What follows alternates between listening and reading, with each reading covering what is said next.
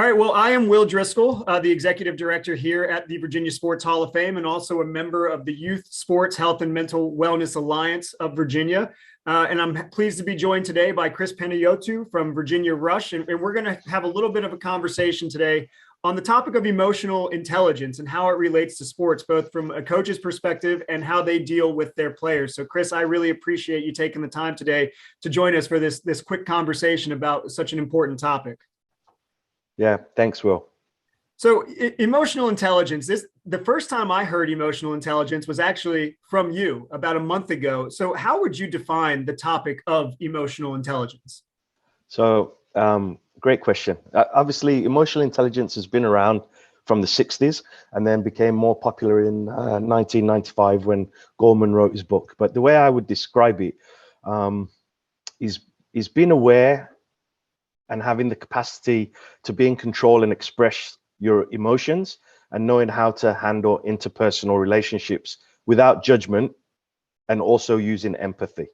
I think emotional intelligence holds the key to many personal and professional successes. And like you said, Will, you know, a month ago was the first time you've heard it, but I think you yourself are very emotionally intelligent without realizing what we're doing.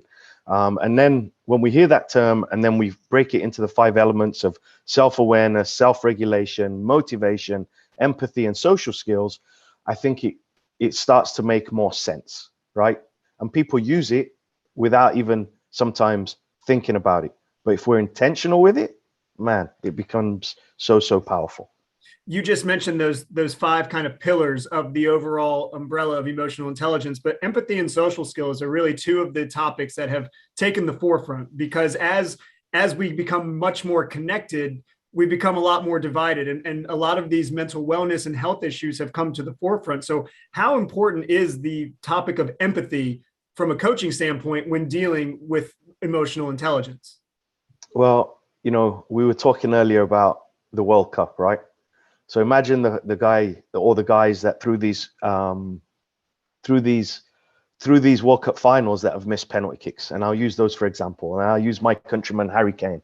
Now, Harry basically carried England through other tournaments and other stages. And I think, you know, Southgate, his coach, also missed the penalty in the 1996. So he could empathize exactly with what Harry Kane's going through. And I think as coaches, sometimes we don't feel what the players or our athletes are feeling, but we understand it because we've been there and we've been in the arenas of sport. So it's really important to try and get in the shoes of the people that we're working with. And please know that I'm using the term people as opposed to athlete all the time, because I think if we get to know them as people first, then we can get to know them as athletes and make them tick and understand what they're going through. You know, I work with a group of high school boys, and I work with young girls, and I also, you know, who are 5 and 6, and I also work with boys who are 12 and 13. So if we think of their world in the last couple of years, Will, with the pandemic and post-pandemic, and how learning's been done and how communicating's been done, man, you know, if you can remember your lowest days through the pandemic, but then also what helped you through the pandemic, and we just put ourselves in those situations and understand those, it makes it really easy to connect with the children and the people that we're working with. When dealing with the youth athletes, you know, how do you encourage your coaches? Because we're dealing in a time now that nobody has any experience with. We don't have anybody we can lean on to help us get through or help us navigate the pandemic, pre and during and now post-pandemic. But how do you encourage your coaches to approach their athletes with emotional intelligence? So the first thing with whatever we're dealing, whether it's just athletes, whether it's people, I think we got to know who's in front of us, right?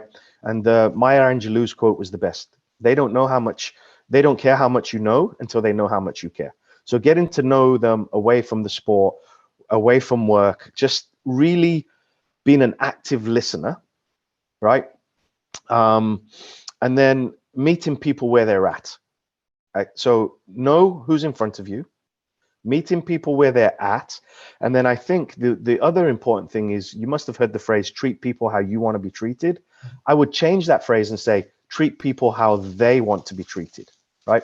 Everybody's an individual and everybody's different. And I think it's key, so as a coach, we go there and we know what we want to accomplish. But once they've got off that school bus and they've come to your training space, we have a bunch of things that we want to teach, but we're not going to be able to teach unless they're ready to learn. So the power of observation, the power of active listening, and getting the kids activated, whether it's a short jog together where they're laughing and joking, and then getting them in a horseshoe shape so they know who's next to them, and just talking to them as well about their day, right? But really being that active listener, Will, I think is key. So, some people, and try it, right, as a social experiment. When you go past someone, ask them how they are, and actively listen, right? How many people actively listen? Because the response could be, oh, my dog died and, my wife left me. And people are like, oh, great, have a good day. But we're not really listening to what's been said. Yeah, it kind of goes back to the old kind of just greeting. How are you? Not expecting a real answer, just, a good, bad, otherwise, but then you move on. When it comes to coaching, how much has this evolved over the last decade, 2 decades, 3 decades that you've been involved with youth sports? How have you seen emotional intelligence work its way into the youth athlete spectrum as opposed to where it was when you first started?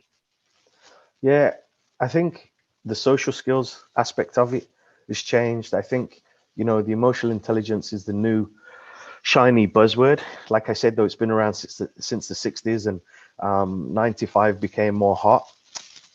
I think it's changed, right? I think there's many things that have changed and how people evolved, whether it's grabbing the guy from the face mask and yelling in his face. I think we've evolved a little bit as coaches, right? Now it can be the gentle tap on the arm around the shoulder, or the new handshake to show that child, hey, I'm connected to you. And I think it's going to continue to evolve. I mentioned Gareth Southgate and what he's done with the England team.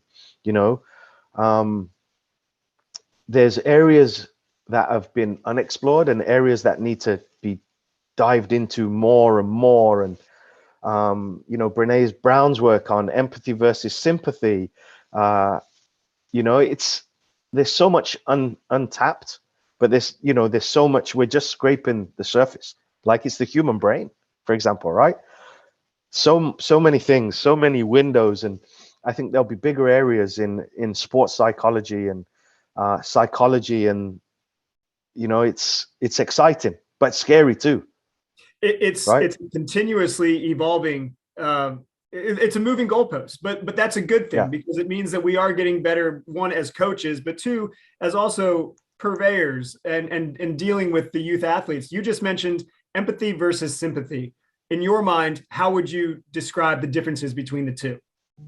Empathy is knowing, what that person's feeling, and sympathy is feeling sad for what that person's feeling, And there's a great little video, of Brene Brown does a little bear with empathy versus sympathy, and I should send that to you because I think it sums it up really, really well. I think that we would enjoy it. I think that our Alliance members would enjoy it. One more question before we kind of end this little small discussion on this. And there's plenty of information out for people to read more, learn more about emotional intelligence. But out of those 5 pillars that you mentioned, you also touched on social skills. Describe the role of social skills when it comes to emotional intelligence, both from the coach's standpoint as well as the youth athlete standpoint. Yeah, so when we have team meetings and we go out of town, I ask that there's no phones in team meetings unless it's for pictures, and there's no phones at team dinners, lunches, again, because now, people are interacting, they're talking, and when we think about social skills and we think about what they bring to the table, so you and I are interacting right now, distraction free, and we're building a connection, and that connection now helps us because it helps us with team building, it helps us with team dynamics, it helps us.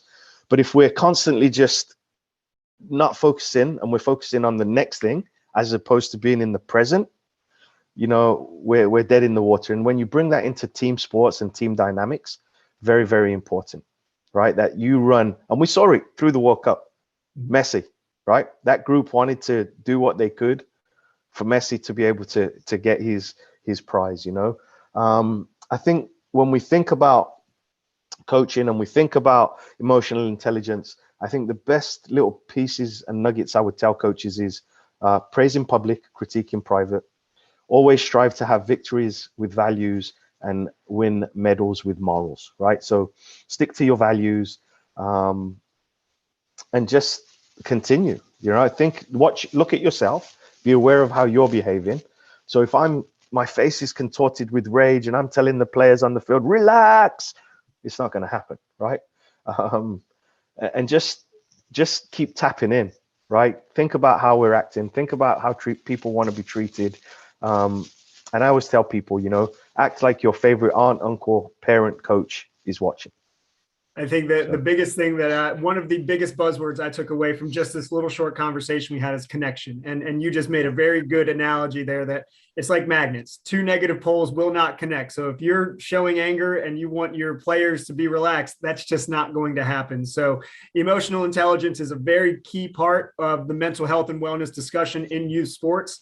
And I appreciate Chris Panayiotou from Virginia Rush for taking the time today to talk to us about that. And again, we'll share some links and some other information regarding this topic. But again, let's keep this mental health and wellness conversation going forward. And emotional intelligence is a key part to that. So Chris, thanks again for taking the time today. Yeah, thanks, Will. Thank you.